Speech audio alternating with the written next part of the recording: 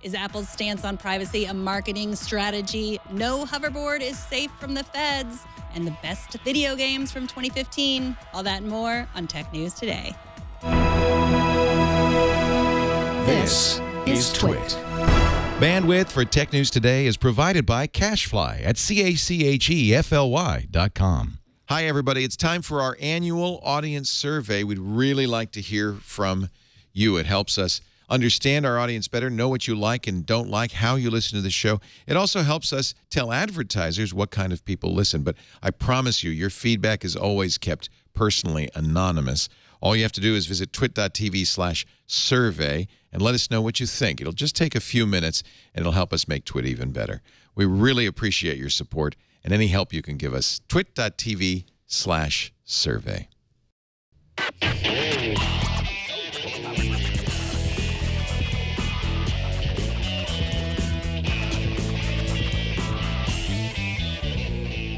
This is Tech News Today, episode 1453, recorded Friday, February 19th, 2016.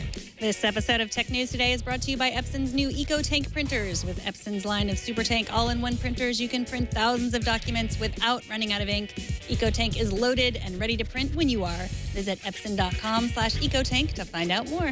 And by ZipRecruiter. Are you hiring? With ZipRecruiter.com, you can post to 100-plus job sites, including social networks, all with a single click. Screen, rate, and hire the right candidates fast. Try ZipRecruiter with a free 4-day trial now at ZipRecruiter.com/TNT. Hello and welcome to Tech News Today. This is the show where we talk about all the tech news with people who are passionate about technology. I am Megan Morrone. And I am Jason Howell. You know what I did today? What? I canceled Comcast. Well, Comcast TV. So I've officially cut the cord. I'm cut proud the cable, of you. Whatever you want to say. Did you return the box? I have it in my car. I'm going to return it after work. It was like super painless. It was like the easiest like break up with you call ever. They want to keep you, I guess. Well, I mean, I still have the internet, so maybe that's why it was easy. But I'm happy to have it done and in the past, and we can tie that up and be done with it. Joining us today is not a representative from Comcast. Instead, we have Mike Murphy from Quartz.com. How's it going, Mike? Hey, not too bad. How are you doing? Doing awesome. It's great to have you here. Tell people a little bit about kind of your beat, what you write about at Quartz. So I tend to focus on like the future, I guess you could say. I write a lot about robots and drones and cool stuff that is kind of like on the fringes of like our world these days that are becoming more important. But I mean, I also write about the big tech companies. I wrote about Yahoo today, so I don't know how big that was. But yeah. Robots and drones, big. 3D printing, not so big. Also write about that. You write about the future and about Yahoo, which might not be the future, but the past. All right, well, let's get right into our big story. If you missed our last two shows and if you've avoided all tech news and any regular news or social media, you might not already know that this week a court in California asked Apple to create software that would help the FBI crack open the work cell phone of one of the shooters in last year's terrorist attack in San Bernardino. Today, the Department of Justice filed a motion to force Apple to comply with the court order. And then this afternoon, House Commerce Committee asked the FBI director and Tim Cook to testify on encryption. We are joined right now by Katie Benner from the New York Times, who has been reporting on this story and who has an excellent profile of Apple CEO Tim Cook and why he has taken this strong stance for digital privacy. Welcome, Katie.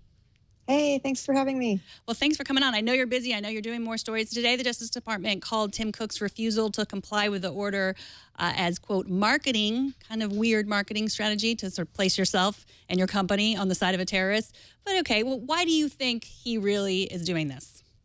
Yeah, I think that the marketing thing is sort of something that it doesn't really make a lot of sense when you think about how long Apple's been thinking about privacy.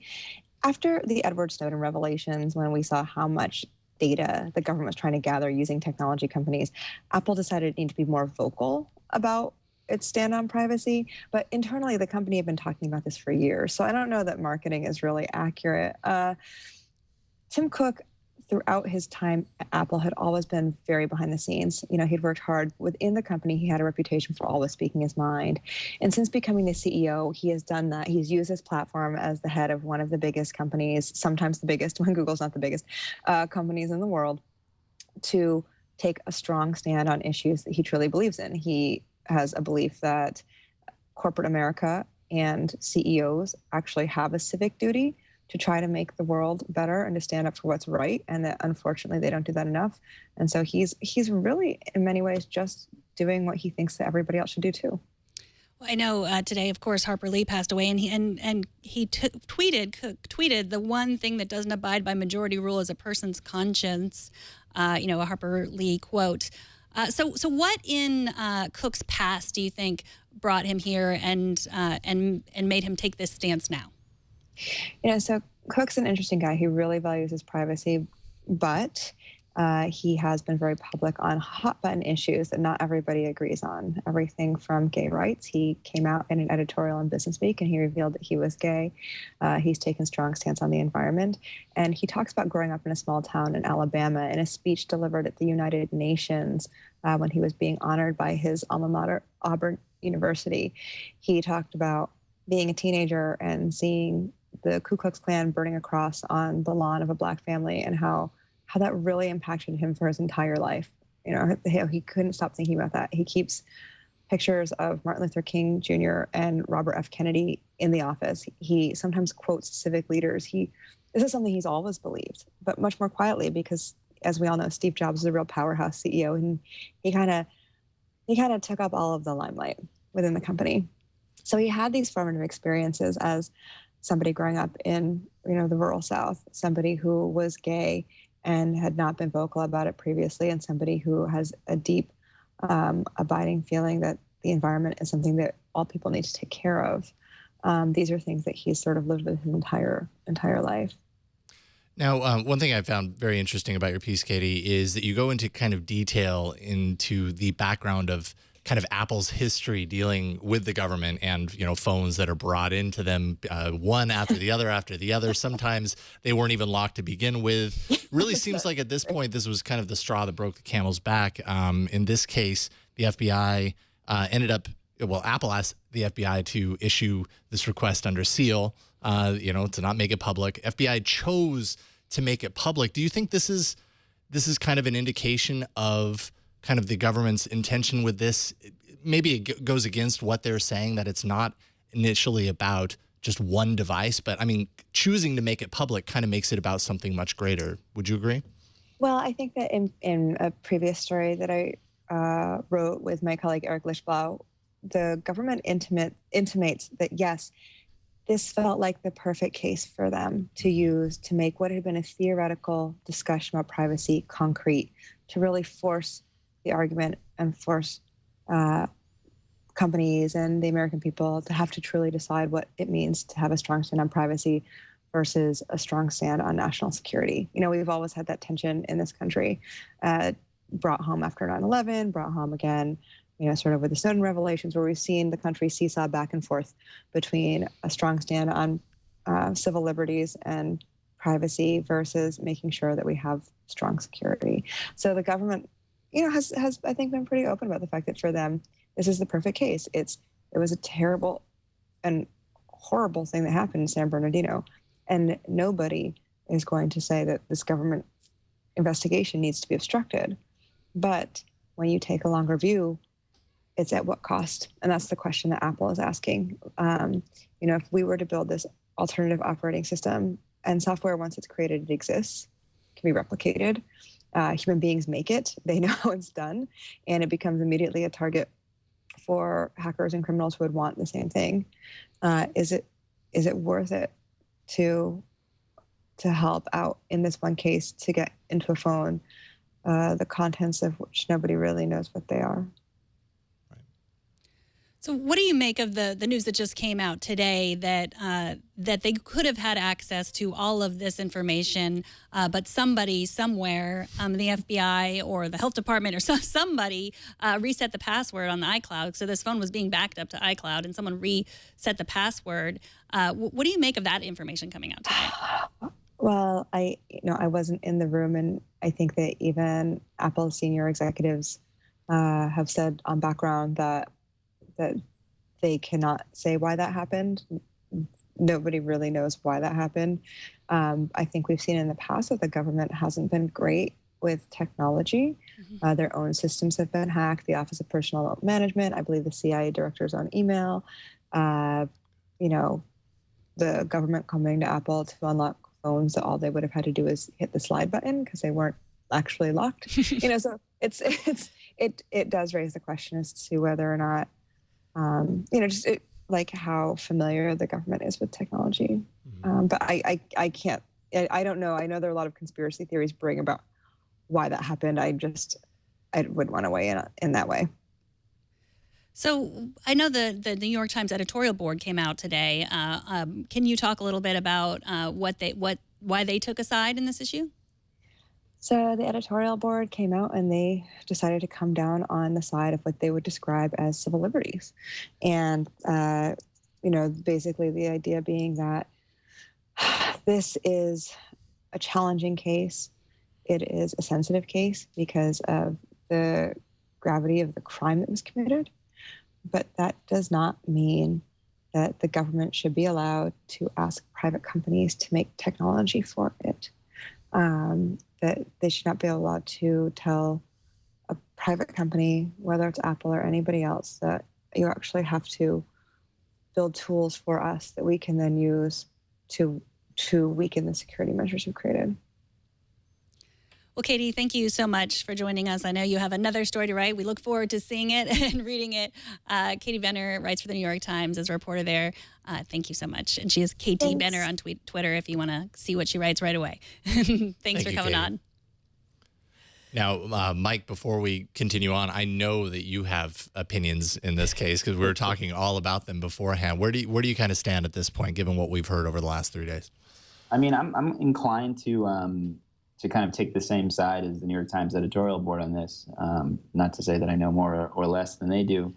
One thing that I am still wondering about, and I just read an article by a friend of mine at PopSci, Dave Gershgorn, who's questioning, and I think Katie has in the past in some of her reporting on this also questioned the, didn't Apple kind of comply with giving the government Farouk's iCloud data? And it seems like a weird thing to take a stance on the hardware, but not necessarily the software. And what information does the government actually have? Have they got some strong reason for wanting something on the phone that isn't in that iCloud data itself?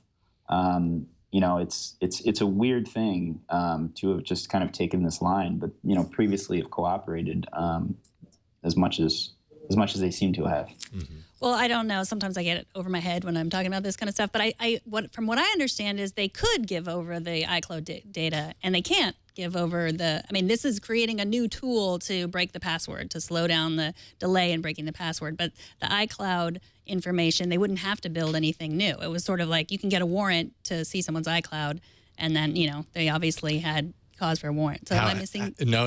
I'm just wondering how long we think it's going to be before Apple starts like locking down and encrypting iCloud and everything else as a result. Because basically what we see here is that Apple is really going out of its way to make sure that it is not part of the equation anymore. It doesn't want to be involved with this kind of stuff. Having the government, the FBI, knocking down their door every single day, bringing over phones to, extract data from, it wants out. And that's largely a part of Tim Cook's kind of devotion, and his own personal kind of feelings about security and stuff. So yeah, we'll probably see that locked down sometime soon too. All right, so let's take a look at some of the other news. During Yahoo's earnings call last month, CEO Marissa Mayer made comments alluding to the company considering and exploring, quote, strategic alternatives, which was decoded by many to mean that Yahoo would consider a sale of its business. Well, today, Yahoo released a statement outlining its interest in seeking out advisors for a possible sale. Now, Mike, you wrote about the statement, and apparently Yahoo really likes the word strategic.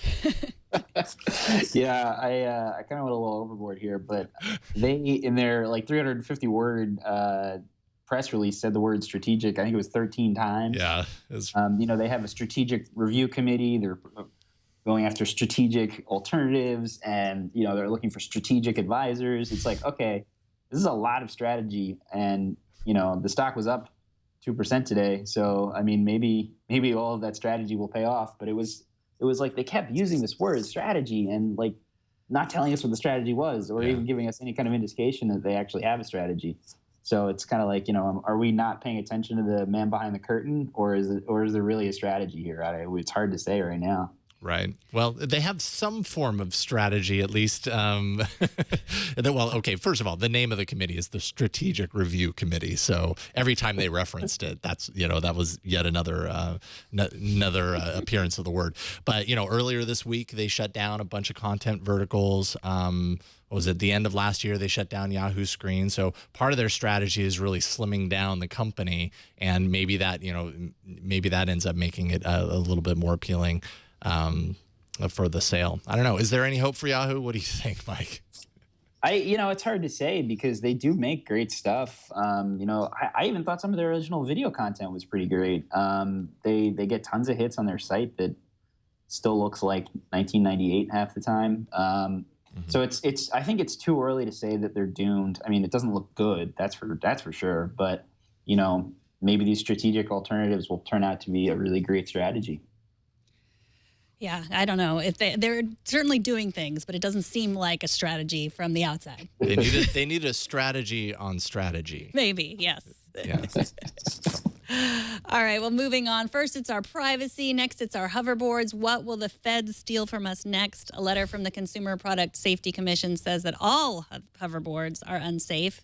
And the letter also urged retailers to stop selling all of them until any of them could get approval from a UL, Underwriters Laboratories. That's an independent safety licensing organization and testing organization. So far, no hoverboards are certified by UL. Mike, I know you've written about hoverboards in the past. What do you make of this letter today? I thought it was pretty funny. I think that this is absolutely the right thing to be doing. These things keep exploding with people just kind of on them or while they're charging, and that's generally not a good thing for electronic devices in your home to do.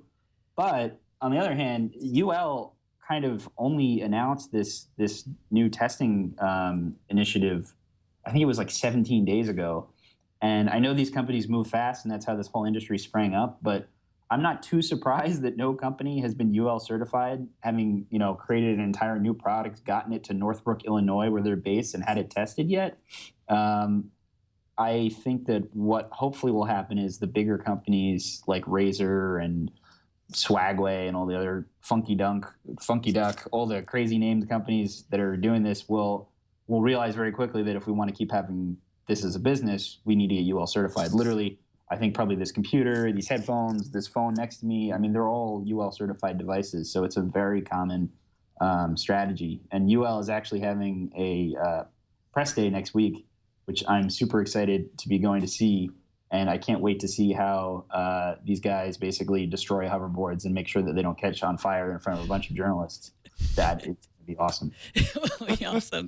Now, the CPSC said Amazon would take them back. They said they made this announcement a couple of weeks ago. We reported it. They said Amazon will take your hoverboard back for a full refund, whatever brand. But then nobody's heard anything about this since. Anyone I know who has a hoverboard, like no one, it hasn't really been in the news. I think it was Mashable that tried to reach out to Amazon and no one got back to them. So do you know anything about that? Like whether people are taking them back?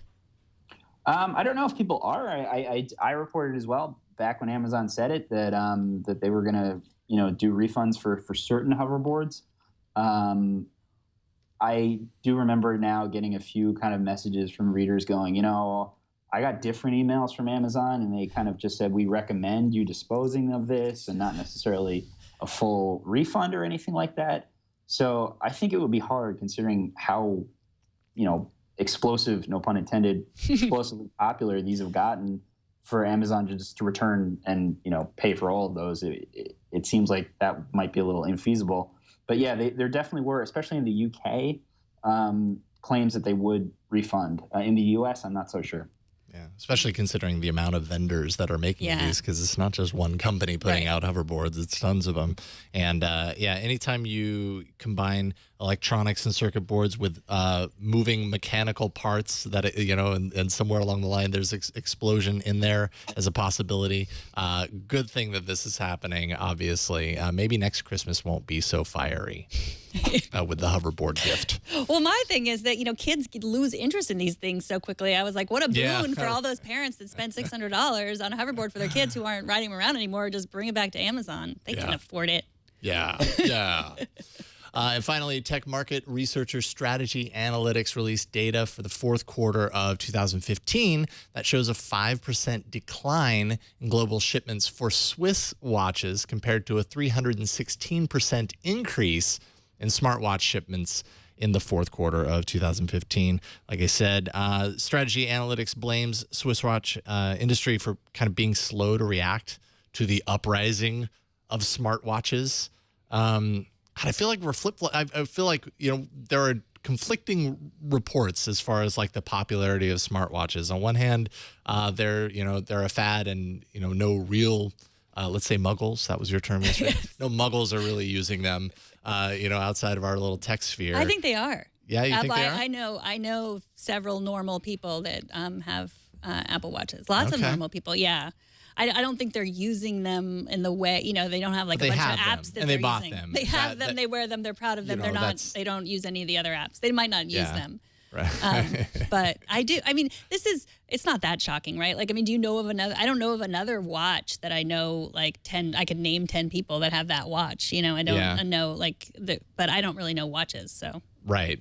Yeah, I guess what I wonder is if these are mutually exclusive. Like, I think of the people that have like really expensive watches. Like, I doubt the smartwatch is eliminating their desire to buy those expensive Swiss watches, because people that like watches, and they have a collection of them much of the time. So this is just another category. But then you've got some of the Swiss watchmakers, like Tag Heuer has the connected watch. That's an Android Wear watch for $1,500. It's an expensive Android Wear watch, but it's actually really nice, and they let you trade it in at the end of that for a mechanical watch at the end of 2 years. Huh. So I don't know. How do you get your time, Mike? Apple Watch. Mm-hmm. But I actually do have a really nice watch that I've kind of just stopped wearing, a Swiss watch. And, it's like, maybe there's some correlation. I wouldn't have I've had that watch for years. It's something I'm going to have forever. Like, I guarantee you that when I'm old and gray, and we probably don't wear watches or have smartphones or anything, because everything's going to be like all around us, I'll probably be wearing that watch again. And my Apple Watch will have been a fad from 50 years ago. So it's kind of hard for me to see that there isn't just some weird correlation error here, like a $300 to $1,000 smartwatch versus $1,000 to $10,000 Swiss watch. Mm-hmm. I don't know. But one thing that is worth noting is that what's considered a Swiss watch is obviously that it's manufactured in Switzerland, but also the motions of the watch. So I was trying to look into this earlier. Does Swatch count as a Swiss watch? Yeah, I was wondering that too. Those are cheap, so it could well be. Swatch is the sort of thing that really, really would have probably been eaten into by an Apple Watch. Interesting. Mm-hmm. Yeah. Johnny Ive did predict, by the way, according to sources, that the Apple Watch was going to spell trouble for the Swiss watch industry. So Johnny obviously knew. He knew the future. There you go. Yeah, I totally agree that I do not think this is going to be a hand-me-down. Yeah, and I have a watch. No. I have a Movado watch that I got for graduation from college, and I haven't worn it because I don't know if you know Movado watches. They have no numbers on them, and that's confusing. It's just a dot, and I don't like that. So that doesn't sound like a watch for me. My parents are listening to me that I still have it in a special box in my drawer, and I'm sure, yes, when I'm old and a watch doesn't mean anything anymore, I'll wear it again. Right, when the time is just beamed into my brain by lasers. That does not sound like a fun time. All right. Well, up next, why the latest Plants vs. Zombies game disappoints. But first, let's take a minute to thank the sponsor of this episode, Epson. Epson's revolutionary EcoTank line of printers for home and office introduce a new age in printing. The new EcoTank ET4550 wireless all-in-one printer doesn't use ink cartridges. Instead, it features an innovative, refillable ink tank. It comes with enough ink to print up to 8,500 pages. That's equivalent to about 50 ink cartridge sets. You're loaded and ready to print for up to 2 years. Powered by Epson's leading-edge precision core technology, it delivers high-speed, vivid colors and laser-quality black text, plus auto two-sided printing, a 30-page auto document feeder, and easy wireless printing from tablets and from smartphones. All EcoTank printers deliver an unbeatable combination of convenience and value with ultra-low-cost replacement ink bottles. Now you have the freedom to print without running out of ink. Visit Epson.com/EcoTank today to transform the way your home, office, or work group prints. For the best combination of ease and value, turn to the new Epson EcoTank printers. That's epson.com/EcoTank. And we thank Epson for their support. All right, we got our weekly check-in with Sam Machkovech from Ars Technica about gaming and the games he's played this week. Welcome, Sam. Hello, hello. It's good to see you guys. It is good to see you. All right, so let's start with Street Fighter V. You gave it a good review, but you were playing it on the console. What about people who want to play it on a PC? Well, they can do so, which for a Street Fighter game, this is the first one of, you know, when they have like 50 zillion versions of Street Fighter. This is the first one where they have just the number. It's a 5. Street Fighter V that launched on computer same day as on a console, specifically PlayStation 4. This will not be coming on to Xbox One anytime soon, if ever. They made an agreement with Sony for that. Be that as it may, computer gamers are finding some issues with there's a frame rate sort of a frame rate requirement. So fighting games are very competitive these days. There's an expectation that the frames that appear on your screen perfectly match to 60 frames a second. But the guys at Eurogamer's Digital Foundry shop, and these guys blow my mind again and again. You look at this right now, they've got this crazy frame rate analysis graph going on with analyzing every frame of animation. But what you see here is the game looking super slowed down because the computer, at its settings, is set so that it can't run all 60 frames. And so what it's doing is it's running every single frame possible. And if the computer can't handle it, it just slows the game down. The idea being that every time you tap the button or the joystick to enter your Dragon Punch and your Hadouken Fireball, that it's all keyed up perfectly. It's designed for competitive play, but as a result, if your computer is for any reason not up to snuff, you end up with this slow as molasses thing. This is in the single player mode. So if you happen to be online, it actually creates a different sort of glitchiness to where the screen starts shifting and jerking around and characters start warping around as a way to do it. It's a weird sort of reaction to, we're going to make this competitive. We're going to make this so that it matches up perfectly. But this is for that, I would say, the 1% of people who think of Street Fighter that way, as opposed to people who just enjoyed playing Street Fighter at the pizza parlor back in the mid-90s, putting their quarter up to line up to play against the bully down the road who always took your lunch money. I don't have any trauma about that. I don't know what you're talking about. Yes, we can tell. Mike, I know you're a Street Fighter fan as well. Was that you? Oh, yeah. I actually was going to ask, Sam, I haven't really played since Street Fighter 2, but I was the best at mashing buttons randomly to somehow beat everybody. Is that still an option?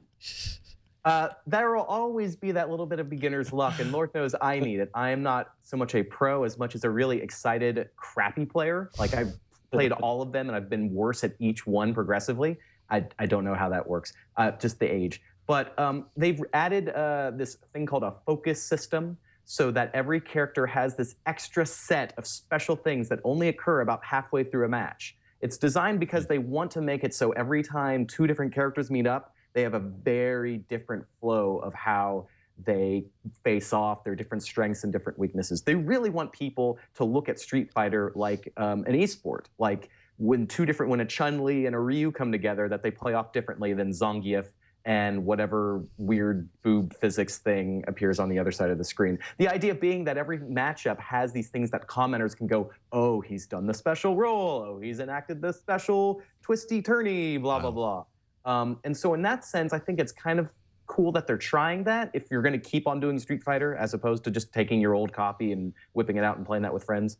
But there's a lot of complaints going on in terms of the online stuff, and a lot of the things about the game that are unfinished. I wrote a lot about the things that are and are not in Street Fighter V, but we could talk for about a year if we really want to go analyzing Dragon Punches all day. Let's analyze Plants vs. Zombies instead. Plants vs. Zombies Garden Warfare 2, you played through that. Seems like you have mixed feelings about the game. I was watching the gameplay as part of the article. I think it looks like a lot of fun. What didn't you care for here? So for the uninitiated, you may remember Plants vs. Zombies being a pretty simple mobile game for tablet or phone where you just tap on the screen to put little plants down to protect your yard from zombies. Simple, silly enough. After the creators at PopCap got bought out by EA, for $1.3 billion, give or take a decimal. What? Yeah, that was a few years ago. You missed out on that one? No, I remember. I'm just... He's still amazing. That's a lot of money. So they said, you know what? Let's take this very accessible game and just turn it into an online battle for 24 people where you have to know joystick controls of the twins joystick kind of thing, and you have to battle online.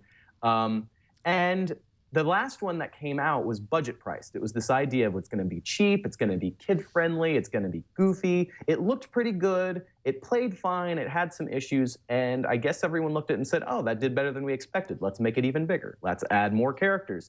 Now all the silly plants, now you have a Rambo-styled corn on the cob who runs around with twin colonel shooting guns. You have a magical rose. You have a zombie superhero and a zombie pirate captain. You have 14 different zombie archetypes in all.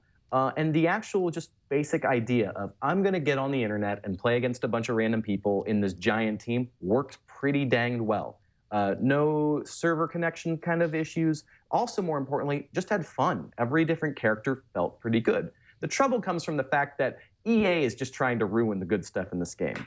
First off, there's this weird overworld structure where plot just shows up unexplained. Mission after mission makes no sense. The writing is sloppy. Objectives just seem to have been plopped in without the script being finished. There's all these different characters that all need you to do different things, but nobody says why. But they talk to you enough to where it seems like there might be something important. It's that sort of like stupid nonsense, as opposed to, I love brilliant nonsense. You know, Rick and Morty is exactly my kind of cup of tea for zany sci-fi, cartoonish stuff. This is the total opposite. I think a 12-year-old would look at this and go, what? This is stupid. This makes no sense. I don't like any of these characters. On top of that, it wants you to grind. It wants you to unlock over 100 subclasses, which each require getting a pack of stickers, which require a microtransaction, which you can earn in the game, but you can do it faster with real money. And not only that, as you try to unlock all these, then you additionally have to level up each of these subclasses. That's over 100 subclasses, 10 levels, and you can quote-unquote prestige these subclasses and redo them and do even more. It's just a whole lot of metagame to get in the way of just being able to look at these characters and go, here's a favorite, here's the little twist I like for it, I want to focus on these few and just have a good time. And I just want to be able to hand this game to a teenager or a kid at heart and say, here, just play on the internet, have fun. And there's enough in the game to do that, but there's also enough in the game to get in the way of that. Yeah, it sounds like it. Yeah, well, Kara is our technical director, and she said she tried to play it, and whenever she logged on, all the zombies were dead, which to me would be a good thing. Only the plants were left, all the zombies were dead, but I guess that, was disappointing to her. Dead zombies. She wasn't on my, I must have been on the team where they were all dead, because that was not my experience. Okay. Well, the Academy of Interactive Arts and Sciences announced their awards for the best games of 2015. Many were games that you have told us about last year. Let us know who you think were the best winners and losers. Well, we had Rocket League win as best sports game. That would have been my call for best game of the year. This is the one where you just drive little RC cars in a crazy soccer field full of giant soccer balls. You ram the car into a ball. It's great.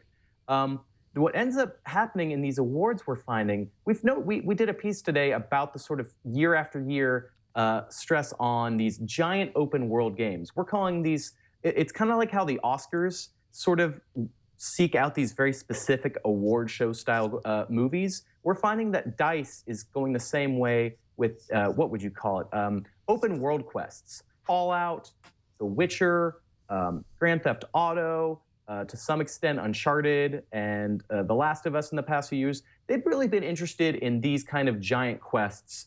And that means that a lot of other kind of cool games that are getting made are not getting kudos. In particular, Bloodborne, which we thought was just, we thought that'd be a shoo-in in terms of being tough and beautiful and specific, just a refinement of something really cool that gamers are crazy about, that critics love, that sold well.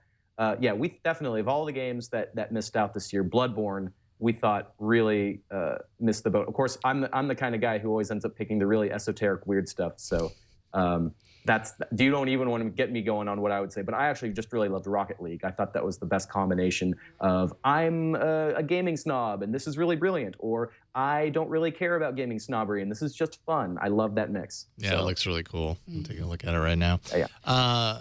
Awesome stuff. Yeah. As always, Sam, thank you so much for joining us and telling us all about the stuff we've missed this week in the world of gaming. Where can people kind of follow you online for your daily? There's arstechnica.com. Wait, it's all, I believe, right here. I can do this. Yeah.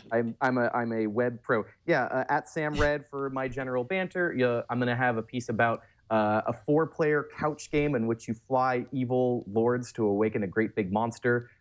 It's basically the best sort of Smash Brothers descendant that I've played by a really small indie team out of Seattle. It's called Gurgamoth. If you can't wait, go spend $10 on it, especially if you have friends. You can't play it online, it's just offline. So you'll see me at my house playing that with friends. Otherwise, that information where you can find me. It's good to see you guys. Have a good weekend. Take care, Sam. Have a great weekend. Thank you again. All right, we have an email from Richard Williams. Sent us a tweet about a 53 GoPro camera rig that was used to film what they call it 4D video of this guy's head. This guy is actually the founder of TimeSlice, who creates VR content like this using these rigs. Richard asks if we can go digging around in the basement here at Twit and make the same rig, because, you know, we must have that many GoPros hanging around. And I think we just need to figure out whose head we should film in this capacity. It is kind of weird. It's weird. That's not, your head's not on the inside of your head. That's very weird. And you can like zoom into it, and it's just kind of crazy looking. I don't know. I've seen some really interesting VR stuff lately. My favorite, which we haven't talked about, and I don't know if you saw this, Mike, but maybe you wrote about it.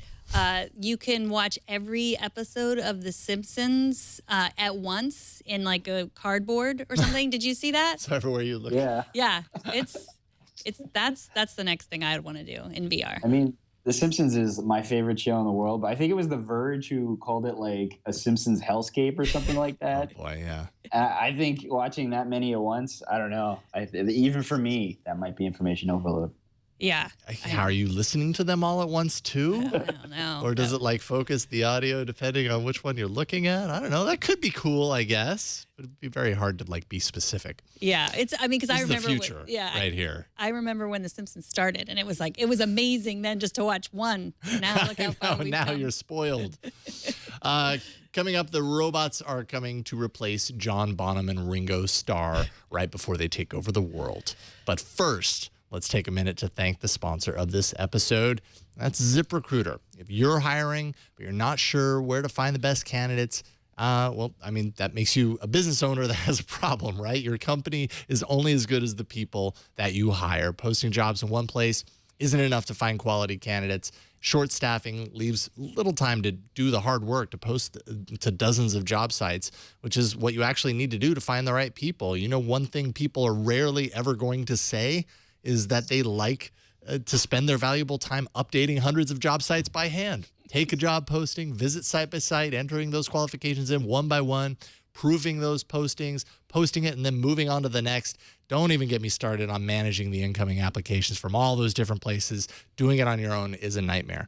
Thanks to ZipRecruiter.com, you can post to 100 plus job sites with one single click. And then you're done. You're instantly matched to candidates from over nearly 6 million resumes.